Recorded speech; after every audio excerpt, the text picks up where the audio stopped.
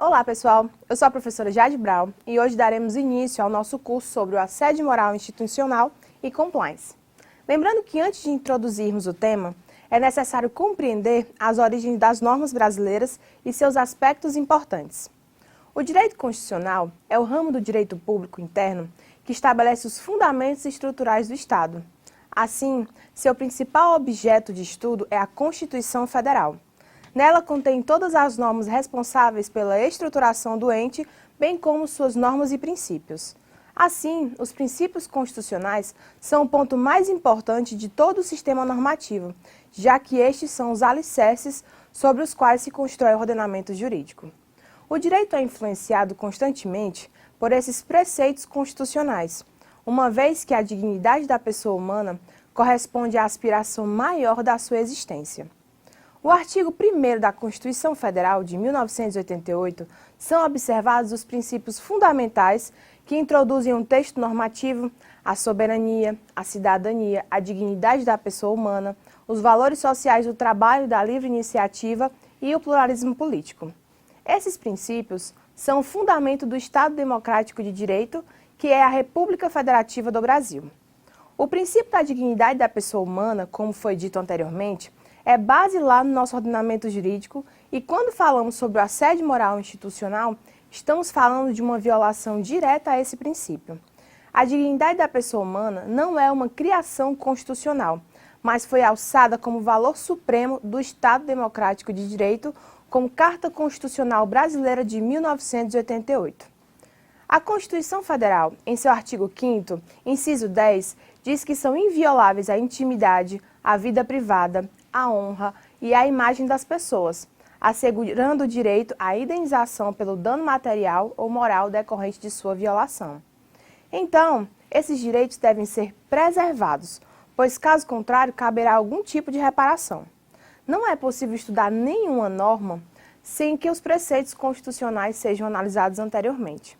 Portanto, os valores do trabalho e da livre iniciativa elucidam os direitos e deveres que são basilares nas normas trabalhistas, sendo esses essenciais para a proteção de todos os polos nas relações de trabalho.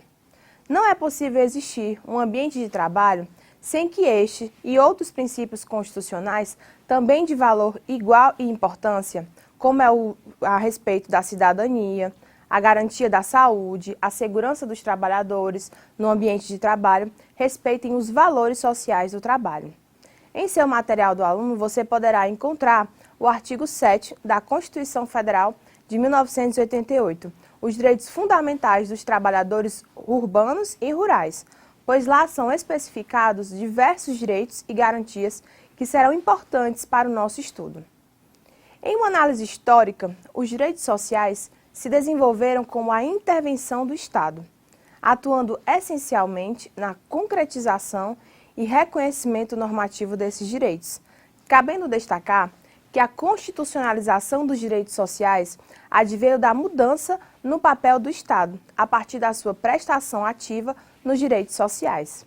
Assim, os princípios gerais são imprescindíveis para servir de modelo na elaboração das normas, bem como para a aplicabilidade do direito material ou processual trabalhista. São eles o princípio do contraditório e ampla defesa, o princípio da igualdade e isonomia, o princípio do devido processo legal, o princípio do duplo grau de jurisdição. Em segundo momento, existem também alguns princípios que são ligados diretamente à relação de trabalho. São eles o princípio da proteção, o princípio da primazia da realidade, o princípio da irrenunciabilidade, princípio da continuidade, princípio da razoabilidade, princípio da boa-fé. Os princípios não possuem aplicação compulsória, visto que não são absolutos, podendo estes, a depender de cada caso, serem aplicados de forma ponderada, diferente das normas que prescrevem condutas imperativamente exigíveis no cumprimento, sem qualquer flexibilidade. Para finalizar a nossa aula de hoje, os direitos trabalhistas são direitos sociais que fazem parte de um grupo maior chamado direitos fundamentais, no ordenamento constitucional. A grande maioria encontra prevista no artigo 7º da Constituição Federal Brasileira. tendo ao longo dos anos e das constituições se aprimorado e ganhado cada vez mais destaque. Não podemos falar sobre a violação de um direito no âmbito da justiça do trabalho, como o caso do assédio moral institucional, sem que saibamos onde as normas buscam seu respaldo, mas esse assunto será aprofundado nas próximas aulas. Com essas observações, encerramos a nossa aula de hoje. Não deixe de consultar o material disponibilizado na área do aluno e nos vemos na próxima aula.